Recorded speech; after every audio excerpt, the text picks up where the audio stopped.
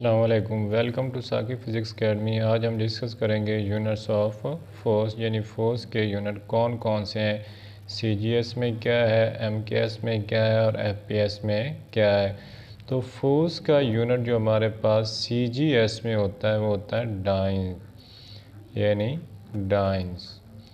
और एमकेएस के अंदर जो फोर्स का यूनिट है वो है न्यूटन। और एफपीएस के अंदर फोर्स का यूनिट है पौंड। तो यहाँ पर जो हमारे पास डाइन्स होता है, यहाँ पर मैस यानी फोर्स बराबर होती है मैस और एक्सलरेशन। तो मैस जो है वो हमारे पास सीजीएस में मैस का यूनिट ग्राम होता है। एक्सलरेशन का यूनिट सेंटीमीटर पर सेकंड स्क्वायर होता है। तो ये इक्वल हमारे पास आ जाएगा ग्राम सेंटीमीटर पर सेकंड स्क्वायर। और उसके बाद एमकेएस में मैस का यूनिट किलोग्राम होता है।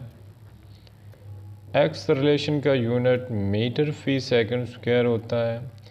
और इसका टोटल यूनिट अगर हम लिखें तो ये किलोग्राम मीटर पर सेकंड स्क्वायर होता है।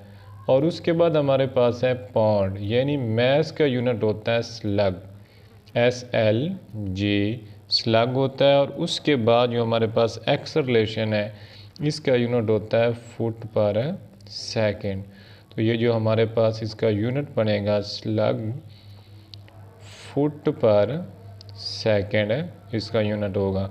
यानी फोर्स के 3 यूनिट है, सीजीएस में डाइन्स है, एमकेएस में न्यूटन है, एफपीएस में पौंड है और एसआई यूनिट में भी इसका जो यूनिट है वो न्यूटन है।